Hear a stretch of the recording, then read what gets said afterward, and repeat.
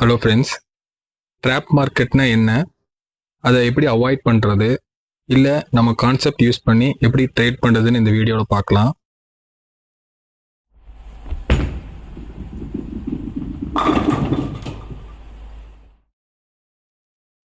நிஃப்டியோட spot chart எடுத்திருக்கேன். Already நம்மளோட லெவல்ஸை நான் ட்ரா பண்ணியிருக்கேன்.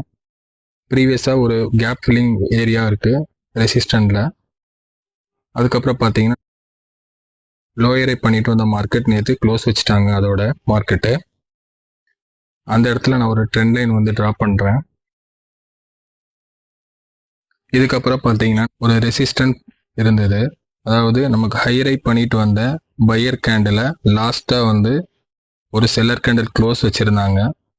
அந்த லெவலில் நான் இப்போ ரெசிஸ்டண்டாக மார்க் பண்ணிக்கிறேன் அந்த ட்ரெண்ட் லைன் கூடயே. ப்ரீவியஸாக செல்லர் கேண்டில் க்ளோஸ் வச்ச பையர் கேண்டிலோட சப்போர்ட் லெவலை நான் மார்க் பண்ணிக்கிறேன். அடுத்தது பார்த்தீங்கன்னா நான் நேற்றத்தை லோவையும் மார்க் பண்ணிட்டேன். எக்ஸாக்டாக பார்த்தீங்கன்னா இன்னைக்கு ப்ரைஸு அந்த இடத்துல இருந்து தான் ஃபஸ்ட் 5 மினிட்ஸ் கேண்டில் ஓப்பன் ஆச்சு. ப்ரீவியஸாக பார்த்தீங்கன்னா நமக்கு பையர் கேண்டில் இருக்குது. அந்த லெவல் அளவுக்கு நம்ம மார்க்கெட் சேலஞ்ச் பண்ணி அதுக்குள்ளேயே க்ளோஸ் வச்சுட்டாங்க. இப்போ கால் ஆப்ஷன் சார்ட் எடுக்கிறேன். ப்ரீவியஸாக இருந்த அந்த பையர் கேண்டில் க்ளோஸ் வச்ச செல்லர் கேண்டில் லெவலை மார்க் பண்ணிட்டேன். ஃபஸ்ட் கேண்டில் பாருங்கள், நமக்கு இந்த இடத்துல ஒரு செல்லர் கேண்டில் தான் பிரிண்ட் ஆகிருக்கு. புட் ஆப்ஷன்லையும் அந்த ரெசிஸ்டன்ட் ஏற்கனவே மார்க் பண்ண லெவலில் இருந்து தான் நமக்கு ஃபஸ்ட்டு 5 மினிட்ஸ் கேண்டில் பார்த்தீங்கன்னா செல்லர் கேண்டிலாக பிரிண்ட் ஆச்சு. இங்கேயும் செல்லர் கேண்டில் பிரிண்ட் ஆகிருக்கு. ஸ்பாட்டில் பாருங்கள், நமக்கு புல்லிஷாக மார்க்கெட் ப்ரைஸ் இங்கே ரியாக்ட் ஆகிருக்கு. ஸோ இது ஒரு ட்ராப் மாதிரி நமக்கு ஃபைண்ட் அவுட் ஆகுது. But ப்ரீவியஸான seller candle buyer candle close வச்சனால இந்த லெவல் அடுத்தடுத்து எங்கே சப்போர்ட் எடுக்குதுன்னு நம்ம பார்த்தோம். கால் ஆப்ஷனில் எக்ஸாக்டாக ஒரு ட்ரெண்ட் லைன் வரைஞ்சி வச்சுருந்தோம். அங்கே நமக்கு சப்போர்ட் கிடச்சிது. புட் ஆப்ஷனில் ப்ரீவியஸாக இருந்த அந்த பெரிய கேண்டலோட கேப்பை ஃபில் பண்ணுறதுக்கு போனாங்க. பட் அங்கே அது நடக்கலை. ஸ்பாட்டில் பார்த்தீங்கன்னா அந்த கேப்பை ஃபில் பண்ணாங்க. ஃபில் பண்ணி அடுத்தடுத்த மார்க்கெட் பார்த்தீங்கன்னா மேலே போயிருந்தது. ஸோ இந்த லெவலில் நமக்கு மார்க்கெட் இதில் ஃபினிஷ் ஆகிருந்தது.